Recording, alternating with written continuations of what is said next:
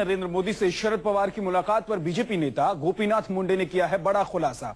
मुंडे ने एक सार्वजनिक सभा में मोदी और पवार की मुलाकात के मायने जाहिर करते हुए कहा है कि पवार एनडीए में शामिल होने की ख्वाहिश के साथ मोदी से मिले थे।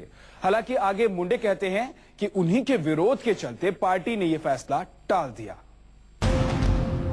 सामने आया पवार के पावर गेम का राज। मोदी पवार मुलाकात पर मुंडे का खुलासा। एनडीए में शामिल होना चाहते थे शरद पवार। मुंडे के विरोध के बाद टला पवार पर फैसला। बीजेपी के कद्दावर नेता और महाराष्ट्र में पार्टी के सबसे खास चेहरों में शुमार गोपीनाथ मुंडे ने एनसीपी प्रमुख शरद पवार की मोदी से मुलाकात पर किया है एक सनसनीखेज खुलासा।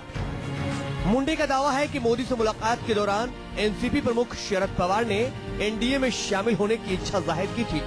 हालांकि पार्टी हाईकमान ने यह फैसला उनके विरोध के बाद टाल दिया।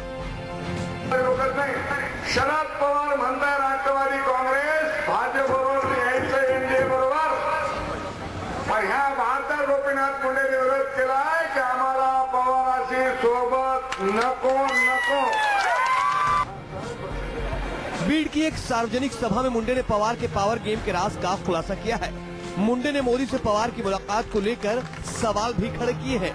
मुंडे का कहना है कि पवार ने न तो मोदी से मुलाकात की बात को पुख्ता तौर पर नकारा है और न ही उसे खुलकर कबूल किया है। शरद पवार म्हणताय राष्ट्रवादी काँग्रेस भाजपबरोबर यायचं एनडीए बरोबर, पण ह्या भारतात गोपीनाथ मुंडेने विरोध केलाय की आम्हाला पवारांशी सोबत नको नको। मुंडे के बयान में दम इसलिए नजर आता है क्योंकि रविवार को ठाणे की एक सभा में मोदी से मुलाकात पर अपनी चुप्पी तोड़ते हुए पहली बार पवार ने इस बात को स्वीकार किया था कि मोदी से मुलाकात में बुराई क्या है। किसी चीनी या पाकिस्तानी से नहीं बल्कि देश के एक सूबे के सीएम से मुलाकात की थी।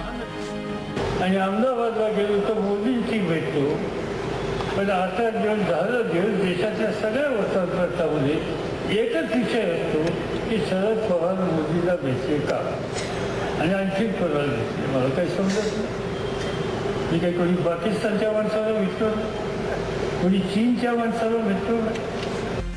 पवार का मोदी से मुलाकात का कबूलनामा और फिर मुंडे का पवार के एनडीए में शामिल होने का दावा जाहिर करता है कि पवार से मोदी के इस मुलाकात के सियासी मायने तो जरूर होंगे, क्योंकि यूपीए में चल रहे विवाद के बाद पवार अपना पावर दिखाने की कोशिशों में जुटे हैं। आज जब कांग्रेस और एनसीपी के आला नेता साथ बैठेंगे तो लोकसभा चुनाव के मद्देनजर महाराष्ट्र में सीटों के बंटवारे को लेकर एनसीपी और कांग्रेस के रिश्तों की तल्खी एक बार फिर सामने आ सकती है। अगर सूत्रों की माने तो सीटों के बंटवारे पर एनसीपी और कांग्रेस के बीच एक बार फिर से पेंच फंस सकता है, क्योंकि महाराष्ट्र की 48 लोकसभा सीटों में से कांग्रेस 29 सीटें अपने खाते में रखना चाहती है, जबकि एनसीपी को 19 सीटें देना चाहती है।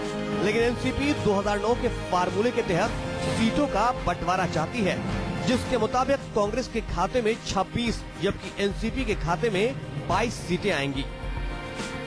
मोदी से मुलाकात और गुजरात दंगों पर मोदी के लिए एनसीपी की नरमी को पवार के इसी पावर गेम से जोड़कर देखा जा रहा है। मोदी से नजदीकियां बढ़ाकर एनसीपी अपने लिए तमाम रास्ते खुले रखने का कांग्रेस पर दबाव बना सकती है। ये तमाम सियासी अटकलबाजियां एनसीपी के मौजूदा रवैये को देखते हुए लगाए जा रहे हैं। हालांकि अब तक तो कांग्रेस और एनसीपी भी ऑल इज वेल का राग अलाप रही है और बीजेपी के आला नेताओं ने भी एनसीपी के साथ किसी तरह के गठबंधन की संभावनाओं को सिरे से खारिज कर दिया है। लेकिन कहते हैं ना कि सियासत में जो होता है वो दिखता नहीं और जो दिखता है वो होता नहीं।